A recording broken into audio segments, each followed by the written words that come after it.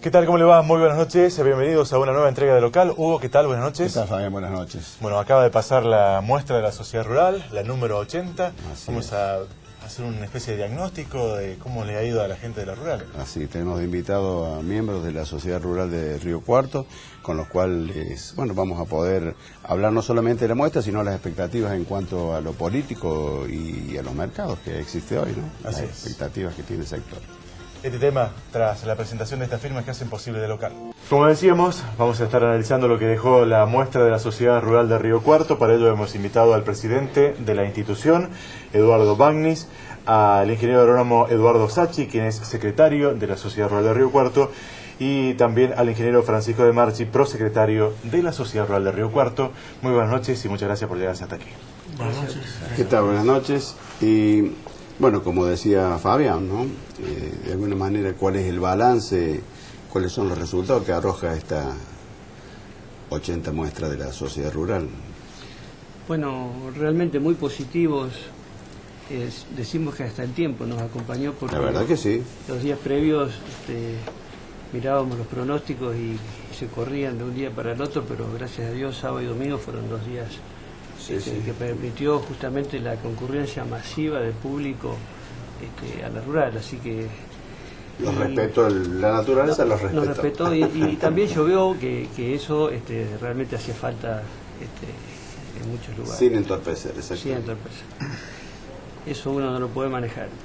Pero aparte de eso, lógicamente somos agradecidos desde la entidad en estos 80 años ininterrumpidos de muestras, la concurrencia de público, la concurrencia de toda la gente que participa en los stands. Este año hemos tenido, a pesar de los problemas que todos conocemos, una respuesta sumamente importante de la gente del comercio, de la industria, de los servicios, de aquellos productores y cabañeros que vienen desde tan lejos. Tuvimos este año la Nacional de Hereford, gente que vino de distintas provincias del interior del país a vender justamente sus productos en el marco de nuestra sociedad rural, de tal forma que sumamente agradecidos, y a la gente de la ciudad que siempre nos acompaña y de toda la región, por supuesto. Y se está consolidando esta muestra como una verdadera fiesta, que no solamente es para el hombre de campo, sino que es para todos, porque veíamos familias enteras ir con sus hijos y disfrutar de los distintos eventos que se producen dentro de la muestra. Y bueno, es el evento esperado en la ciudad, ¿no? La rural. Yo supongo además que ustedes institucionalmente vienen trabajando de una manera que vienen apostándole al éxito, aunque las expectativas de este año, vamos a decir verdad, supongo que deben haber pensado más de una vez en los problemas que tenía la realización de esta 80ª muestra, ¿no? Pero ¿se superó las expectativas, Eduardo? Sí, se superaron las expectativas. Realmente el acompañamiento de los productores, de los industriales y de toda la gente que concurrió. Yo estuve hasta el final, el agradecimiento de los expositores, incluso la felicidad porque habían concretado muchas operaciones. Realmente nos pone muy contentos porque esto es un esfuerzo indudablemente que hacemos todos para el bien común, ¿no? Ahora, esto de colmar las expectativas, el éxito de la muestra, lo podemos analizar desde un punto de vista político en cuanto al momento, al escenario que estamos viviendo, que quizás es un espacio en el cual políticamente es necesario hoy realizarlo, o porque este éxito o esta muestra tan importante dentro de un marco, de un contexto que es complicado, ¿no? Sí, la situación está difícil, pero realmente yo creo que el productor agropecuario pone siempre su énfasis en el crecer, en el seguir adelante, y la coyuntura está complicada. Realmente la agricultura, los números son realmente bastante preocupantes, pero bueno, el productor puso todo su empeño y su fuerza en seguir adelante. De hecho, que en todos los remates tanto de Hacienda, fue también la primera muestra nacional de la raza ovina Hampshire Down, se vendieron todos los reproductores, y bueno, eso habla de que el productor siempre, cuando siembra o cuando hace algo, lo hace con esperanza y mirando hacia adelante. Y un poco el llamado que se le hace desde la entidad a todo el sector político, ¿no es cierto? En que así como el productor invierte y cuando compra una vaca piensa en los próximos 4 años para adelante por todo el ciclo productivo, por ejemplo, así deberían ser mínimamente las políticas a mediano o largo plazo, no estar pensando en periodos cortos de tiempo, porque eso no lleva a ningún lado.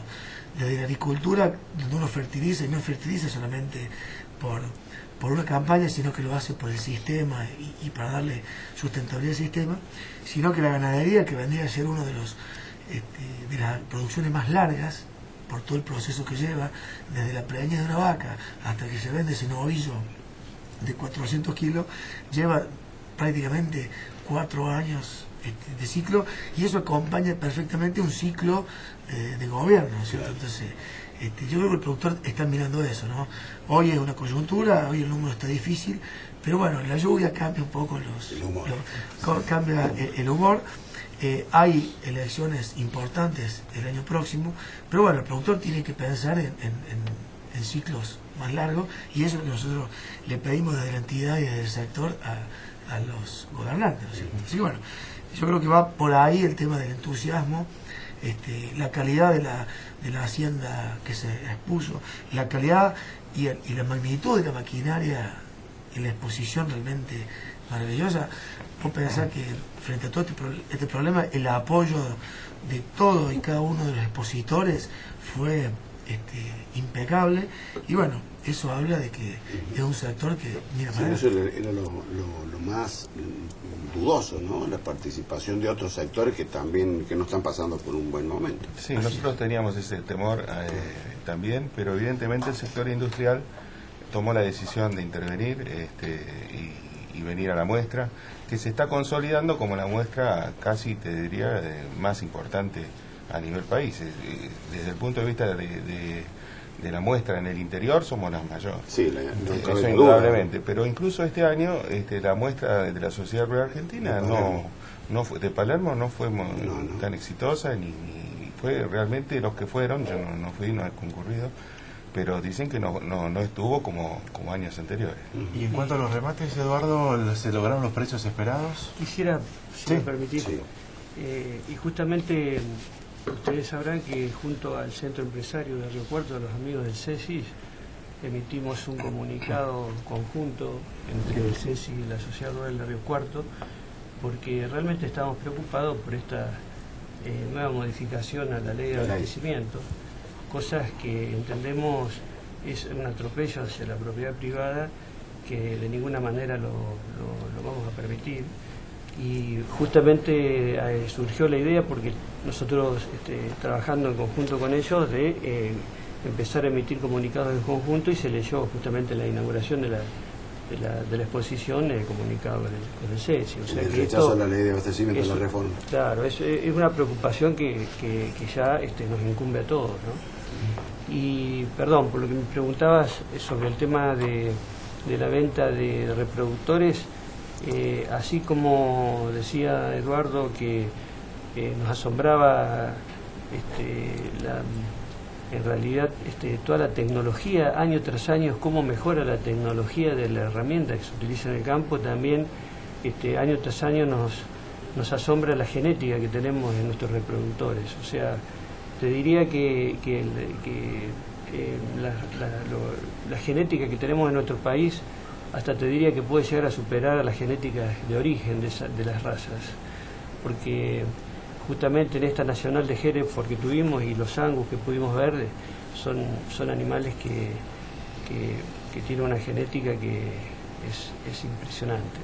Y los precios en realidad estuvieron acordes a lo que son los remates a nivel nacional. En todos los remates, si bien ahora empiezan los remates de las principales cabañas, pero lo que se ha visto en todos los remates en el interior del país en estos últimos tiempos, estuvieron acordes con los precios, estuvieron acordes con los mismos. 75.000 pesos se pagó el máximo por un Angus. Así es, 75.000 pesos por un reproductor Angus. Y esto, si se compara con lo que decía acá Eduardo, con la rural de Palermo, ahí se mantienen los precios. Sí, estuvieron muy similares.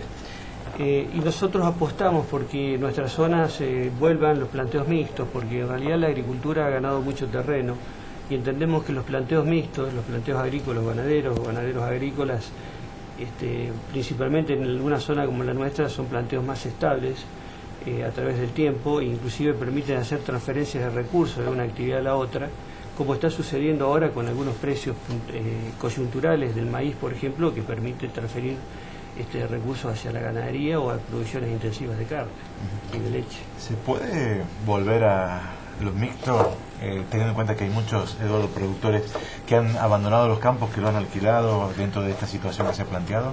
Y va a tener que ser como consecuencia de la situación actual.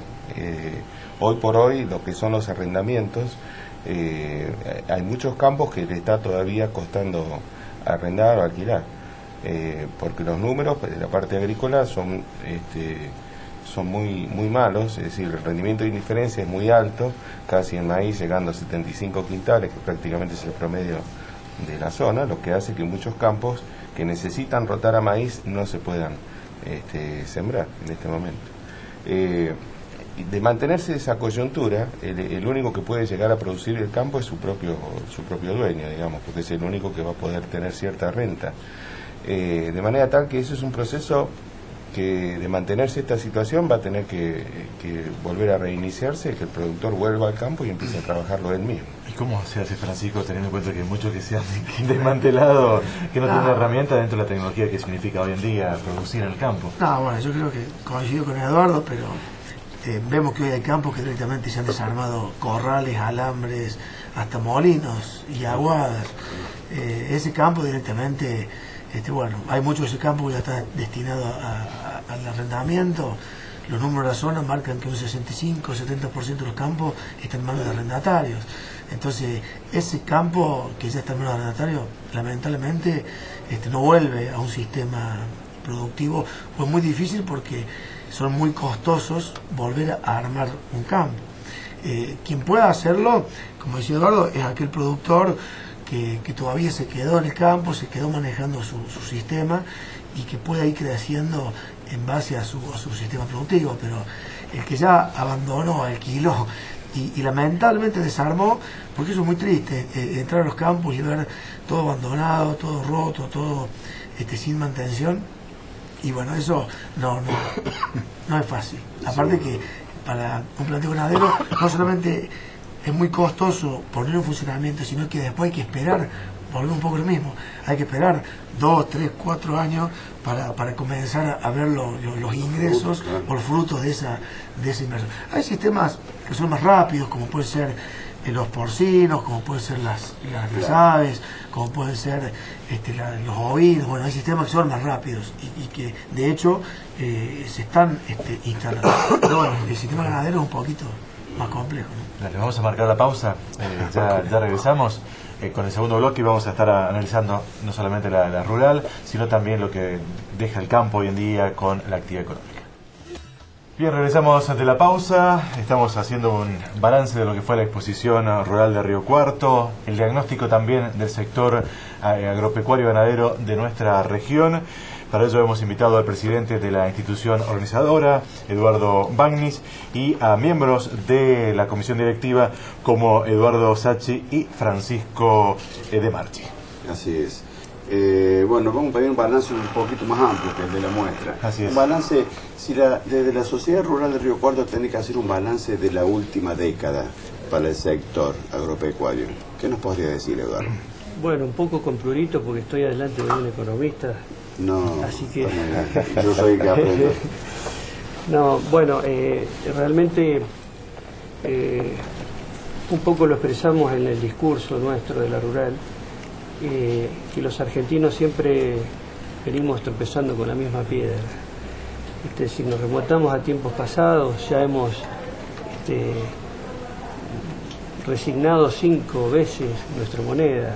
O sea, recuerden ustedes el peso argentino, el 100 de la ley 1888, el austral, y bueno, y sí, que por quinta vez ya realmente lo estamos pulverizando.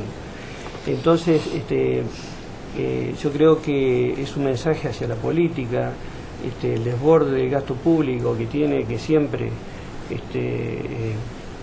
arreglarse con el endeudamiento externo en una moneda distinta a la nuestra, porque con la nuestra nunca hemos podido transformar a nuestra moneda en una reserva de valor.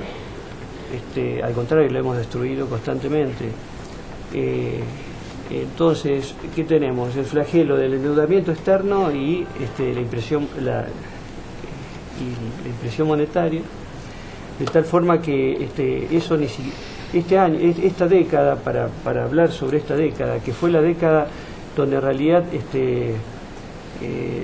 la Argentina, gracias a los precios internacionales de los commodities, podemos decir que tuvo el mejor término de intercambios de tantos años, y con unas tasas de interés a nivel mundial que fueron realmente muy beneficiosas, que hoy a esta altura nos encontremos con una recesión como la que existe y una inflación que alegremente hablamos a veces si es del 35 o si es del 40%, cuando nuestra señora presidenta dijo el año pasado en Estados Unidos que si fuera del 25 todo estallaría, y hoy estamos hablando de un 35 o un 40. Entonces realmente no lo entendemos, y cuando nosotros nos referimos al gasto público, muchas veces por parte del oficialismo sale a que nosotros nos oponemos a que se le ayude a la gente que lo necesita, pero nosotros de ninguna manera estamos planteando eso. Entendemos que la asignación universal por hijo o algunos planes sociales son interesantes y deben hacerse. Si bien en un principio, hace 10 años atrás, a lo mejor eran una fortaleza, hoy en realidad son una debilidad, porque si no se ha podido incorporar a esa gente en un país donde somos 40 millones de habitantes y producimos para 400 millones, si esa gente no se ha podido incorporar en el sector laboral, es porque algo está pasando. Además, entendemos que justamente los argentinos tenemos que pensar seriamente y empezar a generar actividad económica, empezar a generar trabajo para la gente, porque en realidad el trabajo es lo que dignifica a la gente. Un padre de familia que llegue a su casa y le diga a su hijo: hijo, esto es fruto de mi trabajo, te puedo pagar tus estudios con el fruto de mi trabajo, es educar a su hijo. Porque un padre de familia que está todo el día en su casa y recibe un subsidio, lo está inclusive hasta maleducando a su hijo. Entonces, la cultura del trabajo es algo que nosotros entendemos que hay que comenzar a reactivar. Y lógicamente que eso va muy de la mano con la educación, por supuesto. Y a eso nos referimos nosotros cuando hablamos, en nuestra comisión directiva tenemos fundamentalmente 3 ejes de trabajo. Uno de ellos es el agregado de valor en origen. Nosotros tenemos la responsabilidad social, porque somos una entidad gremial empresaria, tenemos la responsabilidad social de hacerle entender a la sociedad, de hacerle comprender, de hacer docencia en la sociedad y decirle de la importancia estratégica que puede tener nuestro sector agropecuario en el desarrollo de las economías regionales, creando fuentes de trabajo, porque justamente el agregar valor en origen a las materias primas, a lo que nosotros producimos, es crear fuentes de trabajo y trabajos especializados en algunos casos. Eduardo, se han hablado tantas veces de planes de industrialización, de generación de valor, de aprovechar los insumos, de las distintas políticas que el gobierno ha echado en mano, y nunca se logra esa famosa industrialización. Eduardo, ¿qué es lo que se está haciendo desde la sociedad rural de Río Cuarto? O sea, ¿cuáles son las expectativas? ¿Qué le podemos decir al hombre de campo con respecto a esto? Y nosotros en este momento lo único que le podemos decir al hombre de campo, que tenga paciencia. No es fácil oponerse a un gobierno que no escucha, no tiene intenciones en absoluto de escucharnos, por el contrario, nos ignora completamente e intenta seguir en este fin de ciclo hacia nadie sabe qué. Realmente, aparentemente, ha perdido el rumbo el gobierno. La emisión monetaria que va a hacer de acá a fin de año es fenomenal, de manera tal que nadie sabe el gran, digamos, lo que se observa a futuro es una gran incertidumbre. ¿Y con Lo que esto nosotros le pedimos a los productores que tengan paciencia. Desde ya vamos a hacer todo lo posible para defenderlos desde el punto de vista judicial, no vamos a hacer absolutamente nada que pueda llevar a que este gobierno no termine su ciclo, su mandato. Exactamente, nosotros vamos a apoyar a que este gobierno termine su mandato y que la gente, de una buena vez por todas, comprenda que el populismo que ejerció este gobierno es el peor mal que tiene nuestro país y que desde hace 60 años nos está llevando a la debacle total. ¿Esta situación se da en los últimos años o ya viene, hay un arrastre? No, hay un arrastre. Es parte del famoso modelo que ellos implementaron desde el inicio del kirchnerismo, ¿no? Al productor, y volviendo a la pregunta que decía Hugo, para el productor, a lo mejor no sé si para la entidad en su conjunto, ¿es una década perdida, una década ganada, como dice el gobierno? Hubo parte de, digamos, cuando acompañaban los precios hasta el 2008, que es la famosa 125, el productor agropecuario, sobre todo el productor agrícola, tuvo un momento de expansión junto que acompañó a los precios internacionales. A partir del 2008, lo único que vemos es un continuo retroceso del sector agrícola, acompañado por un incremento en el valor de las retenciones hasta el día de hoy ser confiscatorio.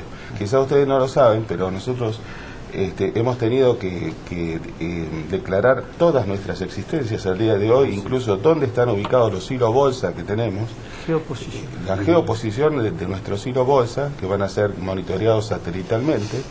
Es decir, nosotros nos están contando todas las costillas, ¿no? Yo no creo que haya otra actividad empresaria en el país que tenga la presión impositiva y el seguimiento impositivo que tenemos los productores agropecuarios. Lo único que nosotros les queremos es ser tratados de la misma manera que el resto. Sí, pero no confundamos un concepto apoyándole tu concepto. Es el tema de que los buenos años que tuvo el campo dentro de la época del kirchnerismo fue apoyado por precios internacionales que así hicieron. Sí, claro. No fueron por políticas. No. De hecho, que jamás se trazaron políticas agropecuarias ordenadas para llevar adelante el sector. Y esos buenos años del campo se transmitieron directamente a la industria, a la construcción. Se movió la economía de muchas ciudades de la Argentina netamente por un apoyo de precios internacionales favorables. ¿Qué hizo el gobierno? Un intervencionismo donde comenzó a marginar el margen del productor y ahí afectó a la economía regional. De hecho que hoy los precios internacionales están más bajos que inclusive los de hace muchos años para atrás, y el gobierno tampoco levanta la presión fiscal, sino que la sigue aumentando. Y bueno, creo que está a la vista la economía, cómo se está moviendo en una ciudad como Río Cuarto, de lo que ha pasado, fruto de que no han hecho nunca una política apoyando al sector. Sí, ese intervencionismo quizás hubiera sido mejor si lo hubiera sido para aplicar políticas de aprovechar esos vientos de cola. Totalmente, ese es el concepto. Todas las medidas que han tomado en realidad han sido contrarias a los efectos que se querían lograr, porque intervenir los mercados, el cierre de las exportaciones, los ROE, las retenciones, la presión impositiva, el aumento de la tasa de interés ahora para tratar de evitar la presión sobre el dólar, eso nos retrotrae a lo que era hace mucho tiempo una bicicleta financiera o una bicicleta cambiaria, pero para un sistema productivo así. Oye, Eduardo, escuchaba un dato que cortito. La Villa 31 hace 10 años atrás tenía 8.000 habitantes, hoy tiene más de 40.000. O sea, con los buenos años del campo, si lo quieren manifestar así, que la gente común lo sepa, en los buenos años del campo, la Villa 31, por poner un ejemplo, que nació hacia el hambre en Argentina, sigue subiendo. Vamos a marcar la pausa, así también sumamos a uno de los invitados, a Omar Barlacina, a esta mesa. La pausa, ya regresamos. Regresamos de la pausa y a esta mesa hemos sumado a Omar Barlacina, quien es comisario de ganadería de la Exposición Rural de Río Cuarto. ¿Qué tal, Omar? ¿Cómo le va? Muy buenas noches. Hola, ¿qué tal? Buenas noches. ¿Qué tal, Omar? Bien. Bueno, un especialista del sector ganadero. Claro, aprovechando la especialidad, le vamos a preguntar cuál es el diagnóstico que podemos hacer del sector ganadero con estas idas y venidas de las políticas últimas, ¿no? No sé si soy un especialista, pero bueno. Yo soy de los hijos de ingenieros agrónomos que siempre tienen una pelea con los hijos. Pero bueno, ¿qué va a hacer? No, yo pienso que la ganadería, o sea, me parece que no está pasando por un mal momento y me parece que tiene un buen futuro. Ahora, yo no sé si es a consecuencia del mal momento agrícola o porque realmente la ganadería ha tomado auge por su cuenta, ¿no? Claro. O sea, porque en realidad pienso que al haberla restringido tanto, desde todo punto de vista, o sea, cierre de exportación y un montón de cosas más, es como que se achicó. Ya de por sí se perdieron 10 millones de cabezas en los últimos 10 años. Entonces, y el consumo de carne se mantiene prácticamente estable, pero teniendo en cuenta que la población es... Y la rentabilidad del sector agrícola quizás, o sea, la caída, la caída de los precios últimos, quizás haga que la ganadería también vuelva a tomar un... No, sí, seguramente, por suerte sí. Lo que yo no sé si es tan fácil volver al ciclo ganadero, porque en realidad un ciclo ganadero son 3 años. Lo que decía Fabricio. Guste o no te guste. Entonces, bueno, y en realidad son procesos que no se pueden adelantar. Los procesos agrícolas son más rápidos de recuperar. El proceso ganadero no, un ternero necesita 9 meses de gestación y otros 15, 16 meses para poderlo llevar al mercado. O sea, Sí, los ciclos son de 2 a 3 años. Sí, hoy se ha apurado mucho los ciclos, pero no existen menos de 2 años, porque hoy se apuraron por los sistemas de engorde y por un montón de cosas más, algunas técnicas, algunas novedades que se han implementado en el sistema ganadero, pero bueno, no se puede apurar más que eso. ¿Y los precios son los adecuados de hoy en día para la hacienda? Yo creo que hoy la hacienda tiene buen precio. Yo creo que el tener buen precio no significa que se gane buena plata. Son dos cosas distintas, o sea, que la rentabilidad sea óptima. Pero que hoy la ganadería tiene buen valor, sí. Que no lo diga en voz alta, que tiene buen valor la ganadería, porque pero incluso te digo, tiene buen valor y diríamos que la carne, o sea, que se hace tanto lío, un poco así como cuando aumenta la carne. Si vos te pones a pensar, yo no quiero que la gente lo tome mal, el grueso de la población, pero no está cara, o sea... no, la carne no es que esté cara, pero el tema del precio incide mucho en el índice de precio. Entonces, cualquier movilidad que tenga el precio de la carne incide mucho en el indicador, que es lo que muchas veces lo que más anda en boca de la gente y lo que más se utiliza, ¿no es cierto? Claro, y es que como cuando la carne sube, es que como cuando explota, ¿me entendés? O sea, que como que todo el mundo se preocupa. Los combustibles son el 3 o 4% y no veo nunca ningún periodista en la estación de servicio cuando sube.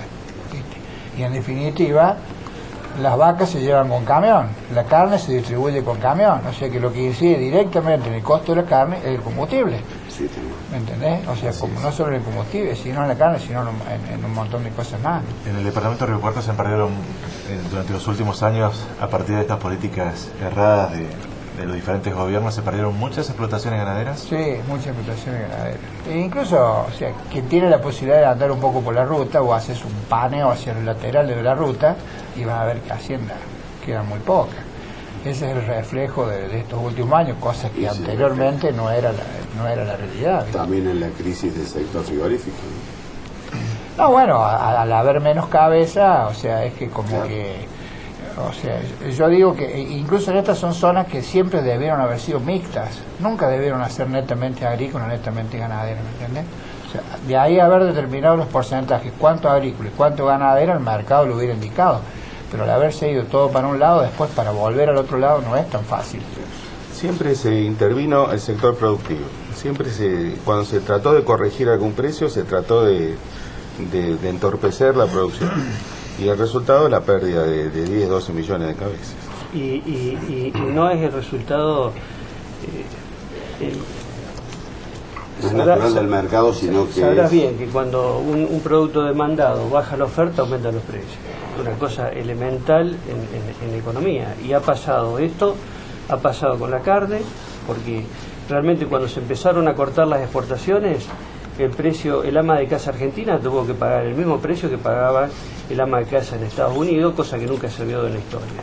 Pasó lo mismo con el trigo. El día que se cortaron las exportaciones de trigo, las dos últimas campañas anteriores fueron las menores siembras de trigo de los últimos 100 y pico de años. Y el precio del trigo valía más en pizarra más el trigo que la soja. Entonces, no es el modo de cortar o poner trabas a las exportaciones con los ROEs y con las retenciones, el modo de que bajen los precios. El único modo que bajen los precios de los bienes es cuando hay abundancia de los bienes. Pero esto bueno, pero eso se necesita mucha inversión y en nuestro país el problema más grande que tiene es... Pero si el productor no siembra trigo porque no tiene a quién vendérselo, no es porque no, al contrario, es una inversión que la necesita hacer porque el trigo se cosecha en diciembre. No, yo me refería al conjunto de bienes, no únicamente al perdón. Pero bueno, justamente lo que perdimos, que decía Omar, 10-12 millones de cabezas, es el stock que tiene Uruguay. Uruguay tiene 10 a 12 millones de cabezas en su stock total y exporta más carne que la Argentina. Y los uruguayos comen igual o tanta carne como comemos nosotros, pues son muy comedores de carne también. Tienen la misma cultura de consumo de carne. Y hoy el mundo no habla de carne, habla de proteína. Y nosotros si se toman medidas para incentivar la producción de carne, nosotros tranquilamente podemos después exportar el 30% y seguir con los 2.8 millones de toneladas que tenemos hoy para el mercado interno. No habría ningún problema, al contrario, en la medida que se incentive las producciones, más vamos a tener para exportar y más y mejor le vamos a dar de comer al pueblo argentino. ¿Cree que la solución es el cambio de gobierno o todo podría quedar como ya pasó en este país, que se ofrece algo y después cuando llegan al poder no hay soluciones? Yo creo que tenemos que aprender de nuestros errores, como decíamos antes, porque esto es como un rally, estamos volviendo siempre lo mismo. Vimos la década del 80, la década del 90 y esta década empezamos con planes adecuados que la actividad económica por los primeros 4 o 5 años fueron subiendo y después hubo un punto de inflexión donde volvieron a bajar y hoy estamos en la misma, estamos hoy en lo mismo, que estamos con recesión y con una inflación que nadie la soporta más. Estamos en lo mismo que cuando empezamos hace 30 años atrás. Algún error tiene que haber. Entonces no hagamos siempre lo mismo, porque si hacemos siempre lo mismo no vamos a tener resultados diferentes. Aparte, la gente piensa que la carne va a bajar. La carne no va a bajar. Por más que se intervengan los mercadores, no va a bajar, porque la cantidad de ácido que hay no alcanza o es suficientemente. Y la verdad cuando te dije yo que no era caro, no es para que se malinterprete. Sino que te voy a contar una anécdota. Anoche 2 pizzas y 2 docenas de empanadas, 258 pesos.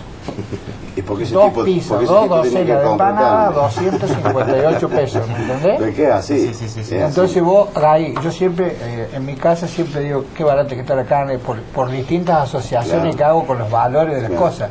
Entonces anoche le volví a decir, qué barato, siempre jodiendo con eso. Y le digo yo, pero ponete a pensar, 2 kilos de milanesa, 2 kilos de carne para milanesa de primera vale 160 pesos.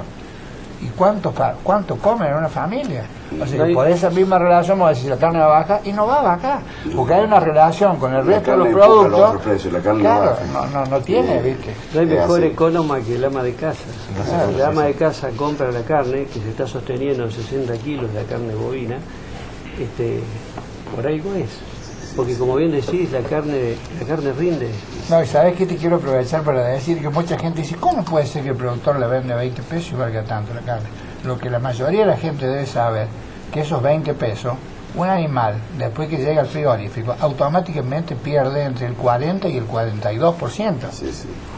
Que es entre la menudencia, el cuero y demás cosas. O sea, ahí nomás ya tenés que subirle el valor. El costo es más del doble. Exactamente. O sea, no es que se transfiere directo los 100 kilos que pesa directamente. Francisco, un especialista en el tema agricultura fundamentalmente. ¿Hay peligro de que algunos campos no se siembre este año? No, yo creo que se van a terminar sembrando y sería una lástima que eso ocurriera. Puede ocurrir en alguna zona extremadamente marginal que en los últimos años, por ahí con este advenimiento de la agricultura, se sembraba hasta el último metro cuadrado, campo bueno, campo regular o campo malo. Me parece que se van a terminar sembrando. Lo que sí, acá el que juega el papel fundamental es el propietario de la tierra, donde es el que tiene que entender la coyuntura que está pasando y volver nuevamente, que ya de hecho que ya está planteado, son los contratos de aparcería, o como se llama normalmente a porcentaje, o con convenios de acuerdo a la productividad del campo, a la sustentabilidad, que de hecho está muy bien.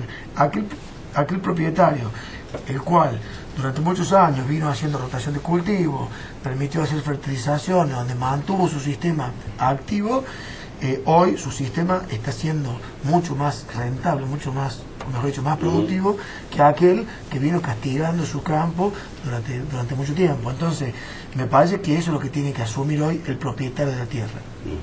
La rotación de cultivo, la fertilización y ir de la mano de que lo que él perciba por el usufructo de la tierra sea acorde a lo que produce realmente y a los números, que bueno, ya es una realidad porque si no, no se podrían producir. Y quiero rescatarte un último tema con respecto a lo que decía Eduardo, que cuando vos le preguntabas del cambio de gobierno, si eso es... yo creo que acá es donde comienza a cobrar importancia la participación de la sociedad rural en el Consejo Económico Social. Porque yo creo que todas las entidades estamos insertas en una sociedad y somos responsables de que no solamente le vaya bien al sector, sino que lo que tiene que funcionar en un conjunto es la sociedad. Y eso fue una decisión muy inteligente del Consejo, porque está formado por la sociedad rural, por los gremios, el municipio, el centro comercial, la iglesia católica y evangélica, por la universidad. Entonces son diferentes actores importantísimos de la sociedad, donde cada uno tiene su problemática, y hoy, de aquí en adelante, los gobernantes no tienen que prometernos nada, casualmente tienen que basarse en lo que las entidades o estos consejos le proyectemos o le digamos lo que la sociedad necesita, y de ahí en más basar sus políticas, porque realmente uno aprende de otros sectores sus necesidades, sus fortalezas. Lo que sea hoy en cada uno de estos sectores, la fortaleza, trabajarlos para mejorarlos o para fortalecerlos. Y lo que sean debilidades, mejorarlo, y para eso estamos nucleados dentro dentro del Consejo Económico y Social. Sí, hay que reconocer realmente que desde que Eduardo se hizo cargo de la presidencia, tuvo una inserción la sociedad rural que no la había tenido antes en cuanto a los aspectos sociales en la ciudad y en la región, ¿no? Y hay otro eje también que han trabajado, aparte del de valor agregado, había otro eje más. El de las buenas prácticas agropecuarias, que me gustaría que Eduardo, que participa, porque nosotros como entidad tenemos algunos miembros de nuestra institución profesionales que participan dentro del grupo de las buenas prácticas agropecuarias, que sabemos que en la medida que nosotros intensificamos las producciones, tenemos un impacto sobre el medio ambiente. Para eso lo dejo a Eduardo. Bueno, el objetivo no es, como a veces algunos sectores pretenden no trabajar o por lo menos dejar de producir con agroquímicos, sino que lo que se busca es que el impacto sea lo menor posible. Las buenas prácticas implican trabajar bajo ciertas normas de protección hacia ya sea los trabajadores que trabajan dentro del establecimiento, como disminuir al mínimo posible el impacto sobre el ambiente, ¿no? Porque hay una gran diferencia, muchas veces se produce la gran diferencia entre quienes trabajan bien y quienes trabajan mal. Muchas veces el que está trabajando mal es observado por la población, y a través de ese que está trabajando mal somos todos acusados de trabajar mal. El objetivo nuestro es trabajar para el productor, concientizar al productor y enseñarle cómo trabajar para que el impacto de su trabajo hacia el ambiente sea lo menor posible. Y no solamente lo ambiental, porque eso genera costo social, pero también genera costos inherentes. Nosotros no podemos trabajar si no tenemos el apoyo social. El apoyo, la gente, nuestra mayor preocupación es que la gente también comprenda que lo que estamos haciendo no genera costos significativos ambientales. No podemos decir que no genera ningún costo, porque cualquier producción genera un pequeño impacto ambiental. Lo que tenemos que tratar de hacer es minimizar, de manera tal que no afecte a la población en general.